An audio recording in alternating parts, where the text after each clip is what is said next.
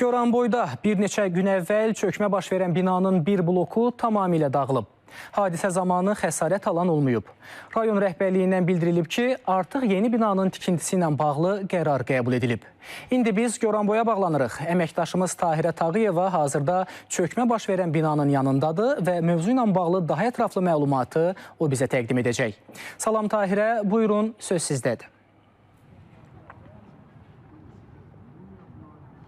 Hər vaxtınız xeyir olsun Murad. Bəli, sizin də qeyd etdiyiniz kimi noyabr ayının 23-də səhər saatlarında Goranboy rayonu Cəfər Cabbarlı 4 ünvanında yerləşən 5 mərtəbəli çox mənzilli yaşayış binasında birinci mərtəbədə çökmə baş vermişdi və 3 nəfər yüngül xəsarət almışdı.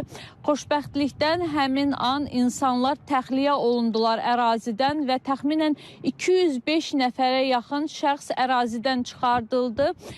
Həmin andan etibarən rayon polis idarəsinin əməkdaşları, Fövqəladə Hallar Nazirliyinin əməkdaşları və digər aidiyyatı qurumlar əraziyə cəlb olundu. Binanın ərazisi mühafizə olundu və çox şükürlər olsun ki, ani bir diqqətsizlik belə böyük faciəyə yol aça bilərdi. Lakin ərazidə insanların olmaması və polis əməkdaşları tərəfindən mühafizə olunması nəticəsində çökmə baş versə də xəsarət alan olmadı.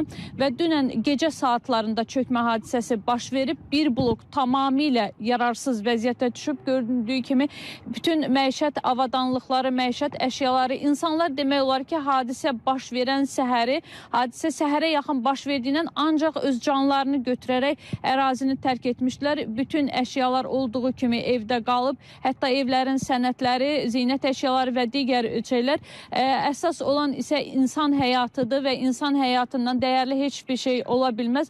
Ona görə də çox şükürlər olsun ki, yüngül xəsarətlə hadisə ötüşüldü və bu da təbii ki, vaxtında verilmiş qərar nəticəsində insanlara heç bir şey olmadı, çökmə baş verdi və hal-hazırda qərar qəbul olunub, bina sökülüb, yerində yeni bina tikiləcək və onu da qeyd edək ki, təkcə bu bina deyil, bunun yaxınlığında olan Cəfər Cabbarlı 6 ünvanında yerləşən 16 mənzilli bir bina var ki, baxış zamanı onun da qəzalı olduğu bildirilib və onun da söküntüsü həyata keçiriləcək. İnsanlar isə kirayə mənzillərlə təmin olunub, evləri tam tikilib başa çatdırılana kimi kirayələrdə yaşayacaqlar. Bizdən bu qədər. Təşəkkürlər Tahirə, ətraflı məlumatlar üçün.